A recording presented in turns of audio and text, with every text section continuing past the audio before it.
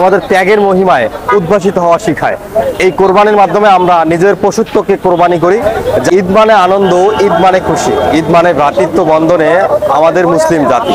প্রিয় দর্শক, আজকে আমরা নামাজ পড়লাম জাতীয় ঈদগাহ ময়দানে। এখান থেকে যে বার্তাটা গোটা বিশ্বের মধ্যে বা গোটা আমাদের বাংলাদেশের মধ্যে পৌঁছায় দিতে চাই তা হচ্ছে যে বাংলাদেশের আমরা যে মতের অবলম্বন যে পথের আসলে মুসলিম আছি না কেন, আমরা কিন্তু সব বিভেদ ভুলে এই পবিত্র ঈদ উল আজহার দিনে আমরা কিন্তু একত্রে নামাজ পড়লাম। এটি আসলে অন্যরকম একটি ভালোবাসার প্রশান্তি বয়ে আনে এবং এই ঈদকে কেন্দ্র করে আমরা দোয়া করেছি আল্লাহর কাছে গোটা পৃথিবীতে যেন আল্লাহ তাআলা শান্তি বর্ষণ করেন। এই কোরবানি ঈদের মাধ্যমে গোটা মুসলিম বিশ্বের মধ্যে আমাদের একটা ভ্রাতৃত্ব বন্ধন সৃষ্টি হয়, আমাদের ত্যাগের মহিমায় উদ্ভাসিত হওয়া শিখায়। এই কোরবানির মাধ্যমে আমরা নিজের পশুত্বকে কোরবানি করি, যার ফলে কিন্তু আমরা নিজেদের রাগ, হিংসা, বিদ্বেষ সব ভুলে একজন মুসলমান আরেকজন মুসলমান ভাইয়ের পাশে দাঁড়াতে পারি।